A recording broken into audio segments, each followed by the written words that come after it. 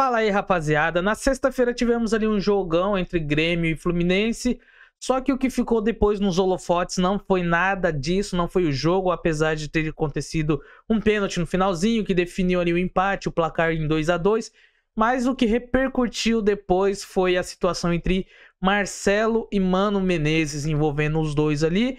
E o motivo dessa repercussão ter sido maior ainda foi que horas depois, no dia seguinte, foi na sexta-feira à noite o jogo, no sábado, já pela manhã ali, pela tarde, veio assim anunciada a público a rescisão do contrato do Marcelo.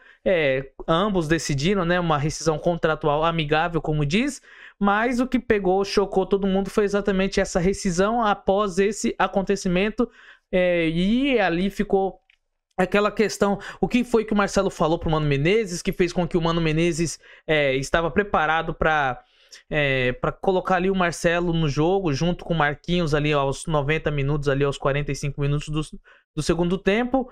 E ali ficou todo mundo pensando o que foi, o que aconteceu, o que deu ali.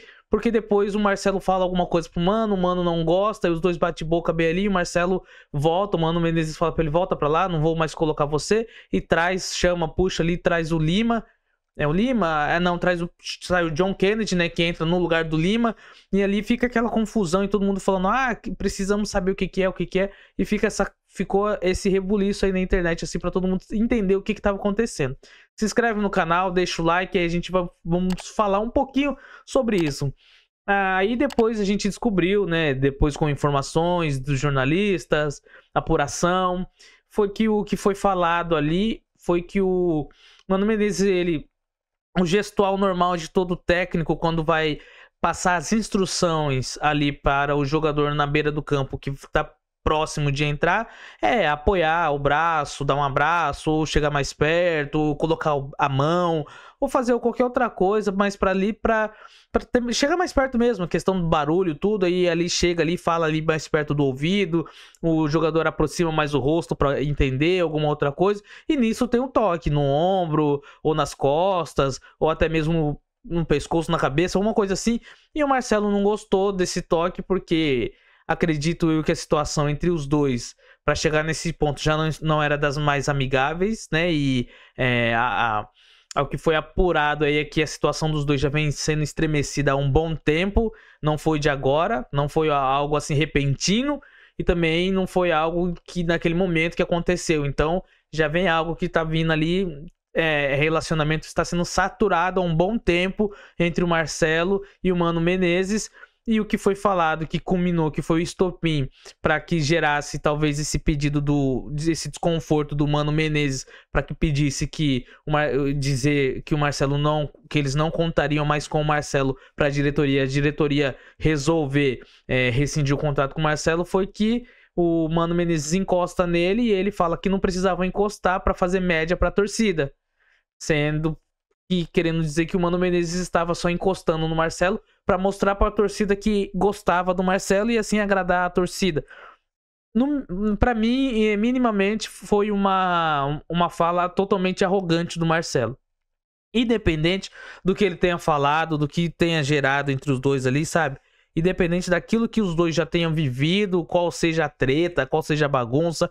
Mais importante ali é que o Marcelo não trabalha para o Mano Menezes e o Mano Menezes não trabalha para o Marcelo. Ambos são funcionários do clube Fluminense. Ambos são funcionários de uma instituição. E nenhum dos dois é maior do que a instituição.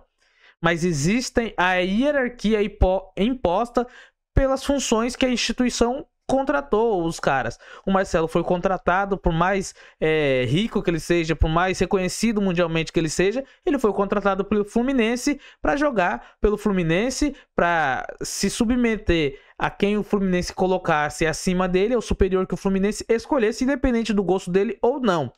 E o Mano Menezes está lá para exatamente pensar no que é o melhor para o Fluminense, para conseguir fazer com que os jogadores que o Fluminense contratou desempenhem o melhor futebol, independente se ele gosta ou não. Mas se foi esses jogadores que o Fluminense conseguiu contratar, se foi esses jogadores que o Fluminense já tinham contratado e se foi os jogadores que ele indicou, o Fluminense contratou, ele precisa trabalhar com todos da melhor maneira, do melhor meio possível e extrair o melhor de cada jogador ali. E o que a gente já estava vendo é que não estava sendo muito bem, talvez porque o Marcelo entendia que ele devesse jogar mais tempo, ele devesse jogar mais, e não era a vez do Diogo Barbosa estar jogando, outra.